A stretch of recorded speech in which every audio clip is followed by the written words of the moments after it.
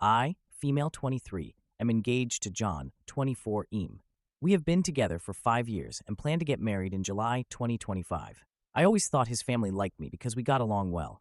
He has 2 older brothers, both married, and I was excited to have them all as my in-laws. They were always kind to me. About a year ago, I came across an older woman's Instagram profile that shared inspirational quotes. One post said, "Only stupid people pretend to know everything. Don't pretend. Just ask." This quote changed me. Before, I was worried about embarrassing myself if I didn't know something. After reading it, I realized that pretending to know everything would make me miss out on learning. So I started admitting when I didn't know something and asking questions. I sometimes open my notes app and write questions I want to find answers to later. Here are my latest. 1. How does time work in a black hole? 2. Why do some snails have shells and others don't? 3. What food is okay for ducks? 4. How does the light bulb work? The old ones with gas inside them. 5. Does everyone see colors the same? How can we know that? Sorry for the long introduction, but it was necessary to understand what kind of person I am. I know I might come across as annoying sometimes. Now onto the problem. His parents hosted a small barbecue last weekend for the family. It was the mom, dad, brothers, and their wives. I was the last person to show up because I had to work late. As I was walking towards the backyard, I heard John's mom mocking me. She said in a high-pitched voice, "How does the sun work? Where should I put the fork? Why does nobody like me? How do I wipe my butt?" I just stood there, feeling a sinking feeling. I couldn't move. I heard them all laughing. One of the wives said, "I actually don't mind her always asking questions. I think it's cute," which made me feel hopeful. But the mom replied, "It's not cute. She's just stupid." They laughed again. I heard John laughing. My heart broke because he didn't defend me. He just laughed. I quietly turned around and left the house. I texted John that I got sick and had to stay home. Now I'm wondering how to approach this situation. We live together, and I sleep in the guest bedroom for now, using the excuse that I don't want him to get sick from being around me. I can't ignore him forever and can't pretend to be sick anymore because it's been too long. I'm not sure how to proceed. Maybe it was just a misunderstanding. I'm considering talking to them about this, but I'm worried they won't be honest with me. I can't marry him if he really thinks I'm stupid. But I also can't marry into a family who thinks so little of me. Maybe it was a joke, and I shouldn't take it so seriously. I feel torn apart, and every day I convince myself a bit more that it's okay to laugh about ourselves. Now I feel like I'm going crazy. I would appreciate some advice. I agree that sometimes I can be a bit too much with the questions, but I still think I'm within reason. I don't do it around people I just met, and I rarely do it at parties or other gatherings. I usually do it with people who are close to me or with people who have specific knowledge and are willing to share it. If I'm part of a conversation, I'm not rude or interrupting. I usually just ask 1 or 2 questions. If a discussion is about climate change, I'm not asking about monkeys. I'm not a complete fool. I don't ask questions that would generally be considered dumb to others. Those I just write in the notes and check answers later on the internet. I'm capable of reading, so I make good use of it. But I still do ask questions a lot. Now for the 4-day update. First of all, thank you to the people who reached out to answer my questions about black holes, snails, ducks, light bulbs, and other stuff. I would love to have you as my friends. For those who said I should just shut up, I don't care if you find me annoying or hard to be around. I'm okay with that. I don't exist to please everyone. I'm just here for a good time, have my own interests, and learn. I didn't expect my post to gain so much attention, but I'm grateful for the advice. Most of you told me to break up with him and at the very least confront him, so that's what I decided to do. You gave me the push and confidence to do it. Before confronting John, I texted the wife of John's brother, the one who said she liked me asking questions. I asked if we could meet up for coffee. She agreed. We met, and I didn't see the point in pretending I didn't hear their conversation. After some small talk, I said, "I heard you all talking about me during the barbecue."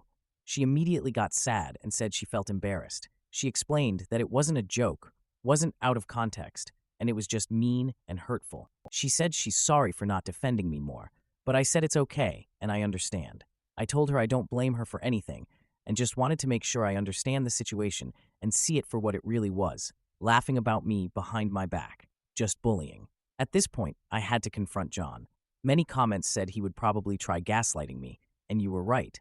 We were having dinner together for the first time since the barbecue because before, I tried my best to avoid him. I was so stressed I thought I was going to pass out. My legs were shaking, and I was terrified because I knew deep down that this was the moment when my 5-year relationship would go down the drain. I looked him in the eyes and asked, "How does the sun work?" He looked confused, so I followed with, "Where should I put my fork? Why does nobody like me?" At this point, realization hit him, and he started nervously laughing. I said I was there, and I heard them. After the initial shock passed, He got mad. He said it's rude to eavesdrop. I said it's rude to bully people. He tried telling me that it was just a joke, that I shouldn't be so uptight, that it really was funny.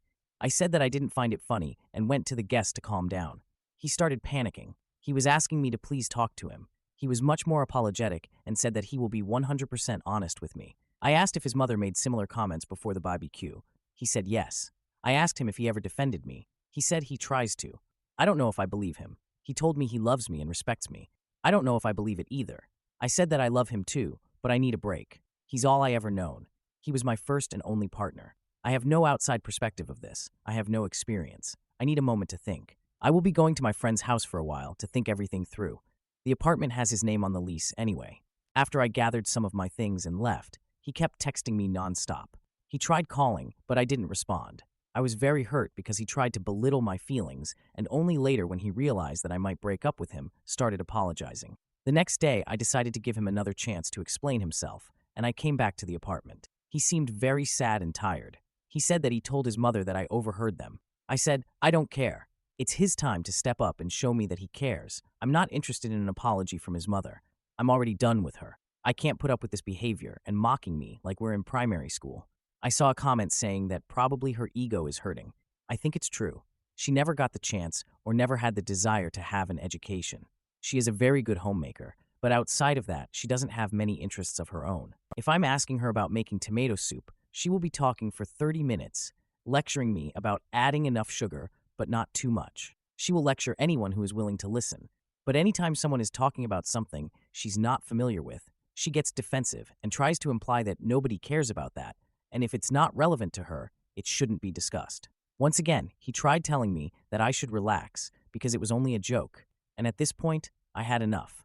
I took off my ring and told him that his behavior is a joke and I can't be the punchline. I told him that I wish him and his family the best and to look in the mirror to check if they really are as superior as they think they are. I said I'm going to be back with my friends soon to pick up the rest of my stuff and to not contact me again unless it's about moving my things out. And that's it. I'm done. Thank you all for the advice. Without you, I wouldn't have the confidence to leave this man. I know I deserve better. I can't be with someone who can't stand up for me, and I wouldn't be able to feel comfortable around his family, so I'm done with the relationship. I hope they will treat his next girlfriend better. Thank you again for the advice. Now for a few comments. My ex texts me multiple times a day. After I get all of my things back, I will block him immediately. But the pattern of behavior is almost the same every day. In the morning, I receive a very long message that he's so sorry, and when I don't reply, it slowly starts to anger him. So in the evening, it's much more passive-aggressive. And basically, the last message of the day is usually something like, you can't take a joke, you should grow some balls, or your loss, witch. And then the next morning, the cycle starts again, and he's sorry about the message he sent before, and that he didn't mean to. Pretty exhausting, to be honest. But it doesn't hurt me as much as I thought it would. Even though I'm still not over him, and I still love him, his behavior continues to show me that I made the right decision. Now for the 3-month update. It's been some time since I posted the last time, so I thought I'm going to give you guys a small update, because some people still keep messaging me.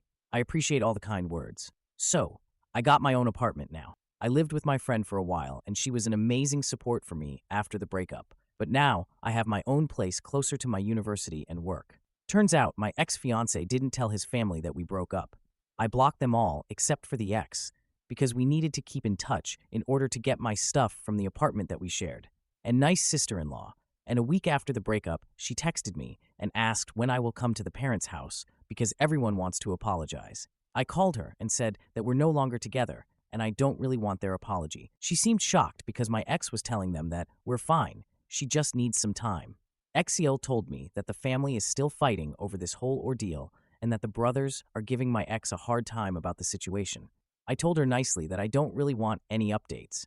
I like her, but I cannot put my energy towards following their every move. She told me she understands. I don't know what happened after that with them. I'm happy. I went on a date with a cute guy I met in a cafe, but I'm taking everything slow and I don't want to rush any relationship.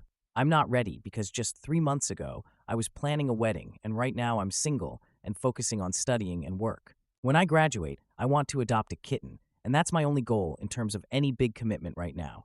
I also enrolled in CS50 by Harvard X, and I recommend you all to try and learn something new today. If you have any questions, then feel free to ask, and I will try to answer in the comments. Now for a few more comments. I think even though the brothers still think what the family said during the BBQ was funny, they are giving my ex a hard time because he let a good one go, or something like that.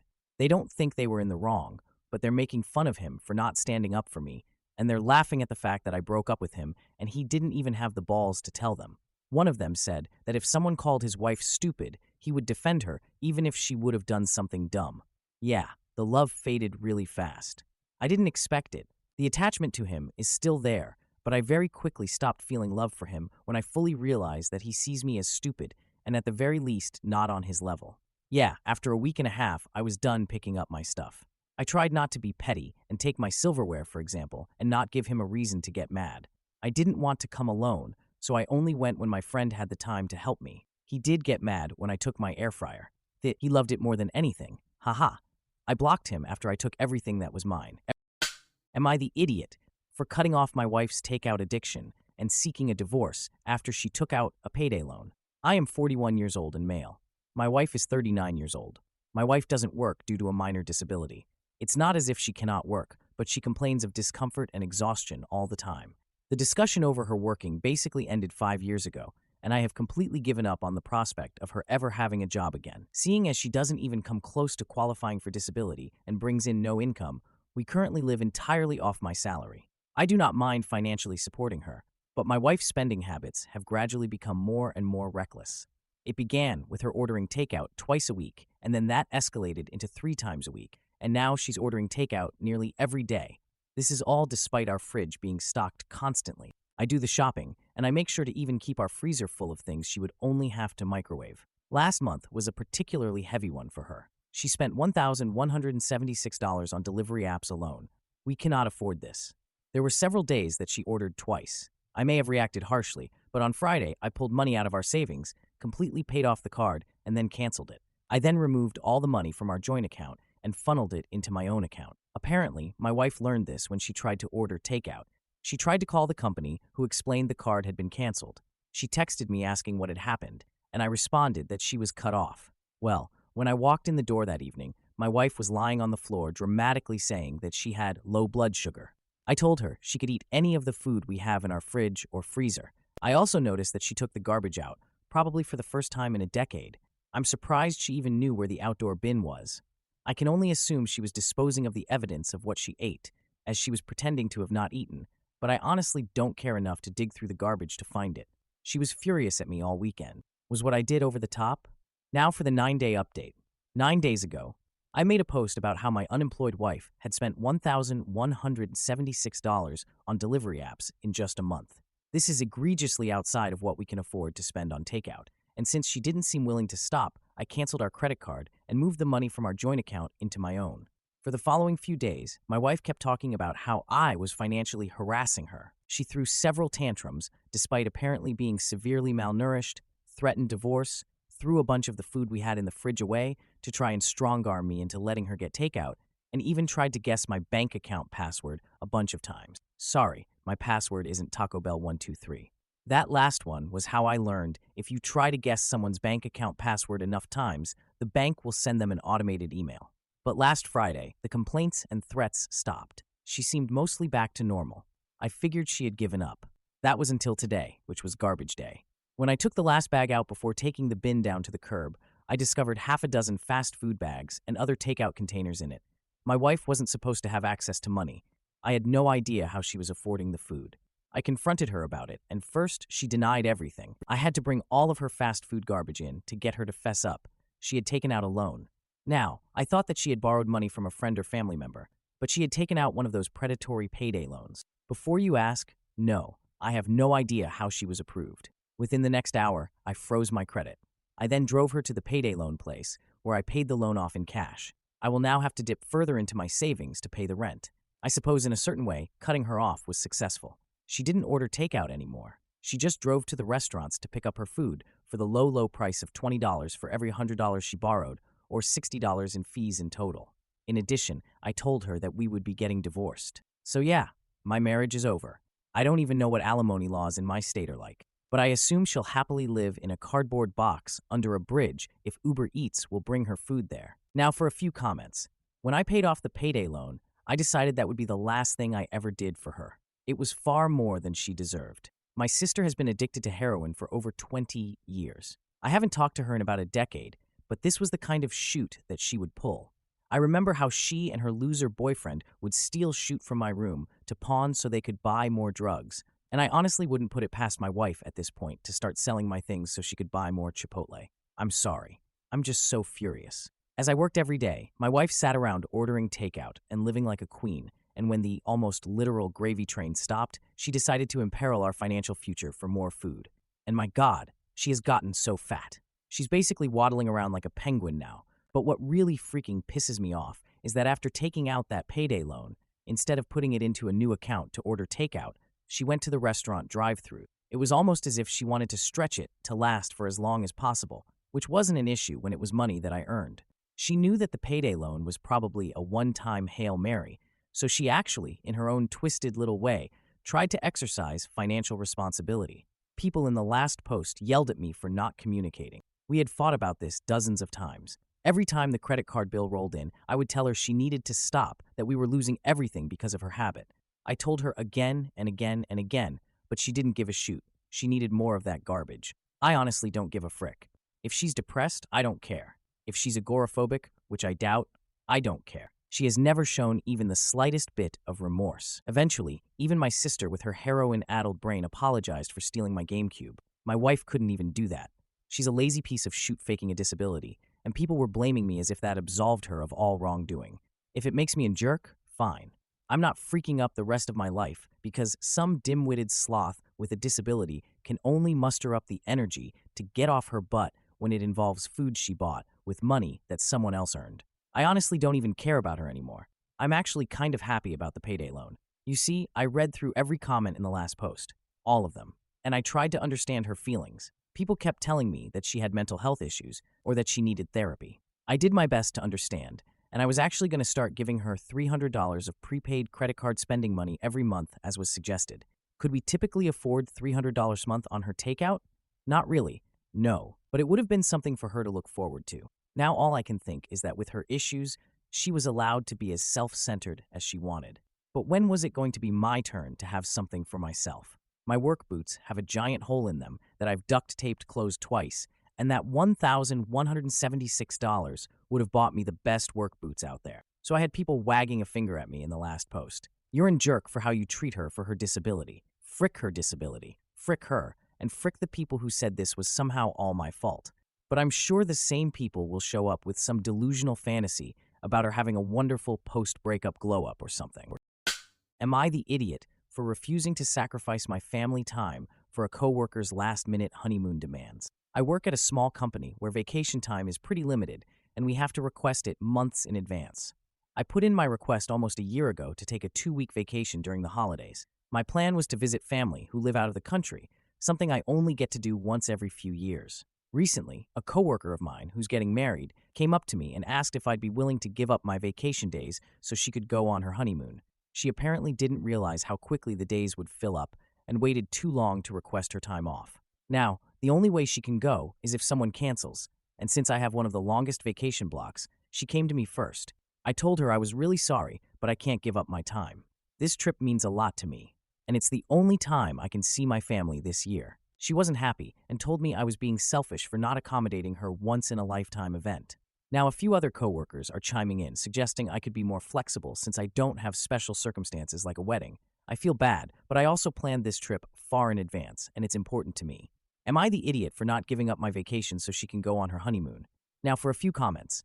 One commenter said, NTA, bah, I am assuming she planned her wedding for a while. It's not your problem that she didn't think ahead. Enjoy your vacation.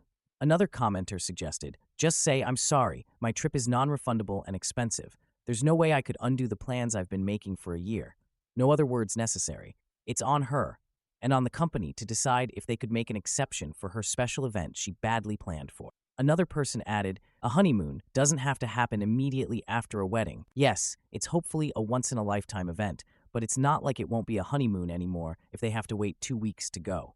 Someone else shared their experience. I got married in January. We booked our honeymoon for the spring. I don't really remember why.